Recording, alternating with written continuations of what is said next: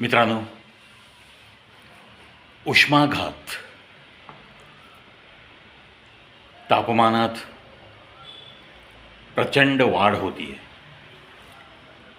आणि दिवसेंदिवस ही वाढ होतच राहणार. कारण होतं काय, सोशल मीडियामधनं फेब्रुवारी मार्च दरवर्षी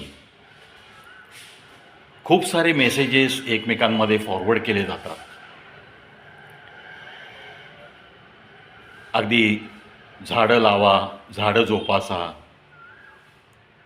जमिनीखालचं पाणी वाढेल कसं याची काळजी घ्या, वगैरे वगैरे. काही ग्रुप्स खूप छान काम करतात. झाडी लावली जातात, त्या ग्रुप वाईज 2-2 दिवस वाटून घेतले जातात. त्या झाडांना पाणी घालण्यासाठी, त्यांची निगा राखण्यासाठी स्वतःच्या घरादारापासून 20-25 किलोमीटर सायकलिंग करत जाणारे पण ग्रुप मी बघितलेत. सॅल्यूट करतो मी अशा लोकांना की जे मेसेजेस फॉरवर्ड नाका करेनात पण अंमलबजावणी 100% करत आहेत. आणि अशी काही लोक कार्यरत आहेत म्हणून थोडा तरी दिलासा आहे. पण हा उष्माघात आणि त्याच्याने जाणारे बळी हे जोपर्यंत आपल्या जवळच्या व्यक्तींमध्ये, जवळच्या कुटुंबियांमध्ये किंवा ओळखीच्या लोकांमध्ये घडत नाही ना, तोपर्यंत त्याच्यातला सिरियसनेस समजत नाही. शरीराचं तापमान आपल्या 37 ते 38 डिग्री सेंटीग्रेड आणि हवेतलं तापमान, आज शहर कोणतंही घ्या, 40 हे मिनिमम तापमान झालं आहे. 40 डिग्री सेंटीग्रेड. आणि मग त्याच्या पुढं आकडा गेला की अंगाची लाही लाही होणं, उन्हात काही काम न होणं, घामे घूम होणं, बेचैन वाटणं, या गोष्टी अगदी स्वाभाविक आहेत. पण मित्रांनो, उष्माघात म्हणजे नक्की काय? आपल्या शरीराची यंत्रणा, आपल्या शरीराचं तापमान व्यवस्थित राखण्यासाठी, सर्व अवयव व्यवस्थित चालण्यासाठी आपल्या शरीराचं तापमान 36 ते 38 या दरम्यानच असलेलं बरं. आणि ती व्यवस्था शरीर स्वतः करतं. घाम येणं म्हणजे काय? शरीरातल्या पाण्याला बाहेर वाट करून देणं आणि बाहेर वाढलेल्या तापमानाशी तोंड देण्यासाठी शरीराला सज्ज करणं. मग जितका घाम येईल तेवढं अंगातलं पाणी कमी होतं आहे. मग त्याची भरपाई मला रूम टेम्परेचरचं पाणी पिऊन करायची. एकदम बर्फाचं थंड पाणी पिणं घातक आहे. एकदम उन्हात काम करून आल्यावर अंगावर गार पाणी घेणं घातक आहे. कारण 42-43 टेम्परेचरमध्ये आपल्या रक्तातील जी प्रथिनं असतात ती अंड थोडंसं बॉईल झाल्यानंतर जसं ते हळूहळू घट्ट व्हायला लागतं, तशा पद्धतीने ही प्रथिनं या अशा तापमानात उकडली जातात. आणि परिणामतः त्याच्याकडं दुर्लक्ष झालं तर मात्र एक एक अवयव निकामी व्हावा लागतो आणि मनुष्य कोमामध्ये जाण्याची शक्यता निर्माण होते आणि त्यातच त्याचा मृत्यूसुद्धा होऊ शकतो. हे वाढलेलं तापमान सगळ्यांसाठीच घातक आहे. त्यातल्या त्यात लहान मुलांना सकाळी 10:30-11 नंतर कृपा करून कोणी बाहेर सोडू नका. तुम्ही स्वतःही अतिशय तातडीच्या कामाशिवाय 12 ते 4 या वेळात फिरू नका. आता ज्यांचं हातावर पोट आहे त्यांना जावंच लागेल.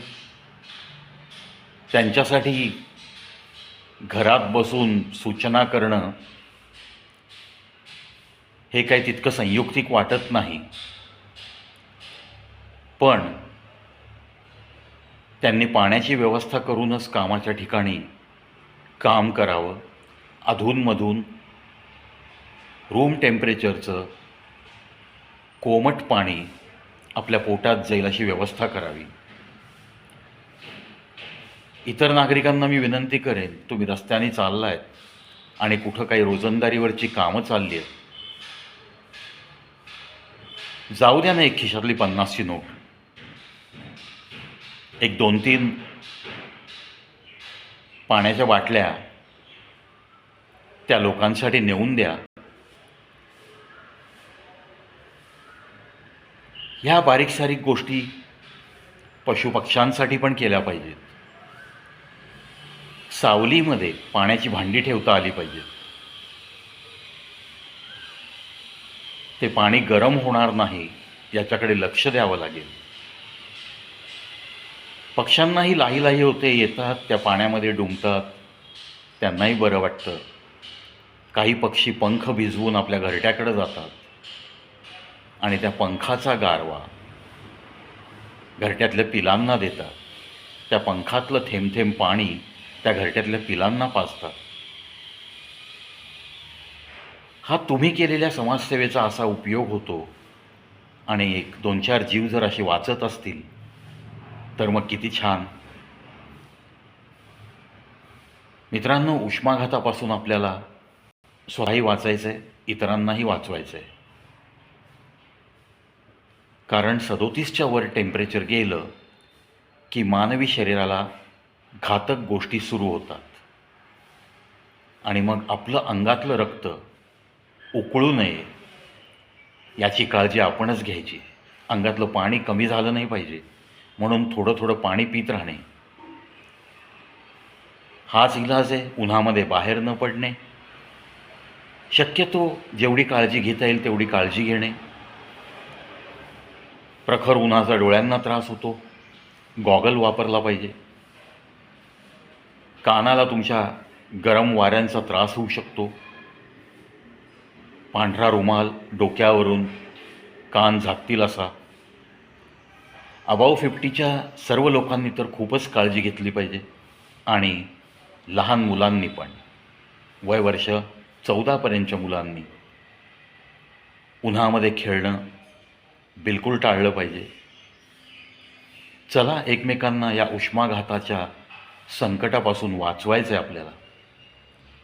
होईल तितकी आपल्या घरातल्या वृद्धांची पण आपण काळजी घेऊ, लहानग्यांची पण काळजी घेऊ आणि स्वतःची सुद्धा. वातावरणातले हे बदल वर्षानुवर्ष तापमानाची वाढ होण्यात नक्की होणार आहे. त्याच्यामुळं झाडं लावा, झाडं जोपासा हा सल्ला देतानाच प्रत्येकाने जेवढी झाडं लावणं शक्य आहे तेवढी लावावीत. संस्थांनी शहरातल्या ज्या जागा अशा ओसाड पडल्यात आणि जिथं झाडं लावण्याची परवानगी मिळू शकते सरकारकडनं, अशा जागा हेरून संबंधितांना विनंती करून, लेखी पत्र देऊन त्या संस्थांनी पण थोडा पुढाकार घेतला. त्यांच्याकडे फंड्स असतात, त्यांच्याकडे मॅनपॉवर असते आणि मग नागरिकांना त्यांनी आव्हान करावं, ज्यांना सेवा द्यायची त्यांनी या ठिकाणापर्यंत यावं वगैरे. असा सामूहिक प्रयत्नसुद्धा वारंवार होत राहिला पाहिजे वर्षभर.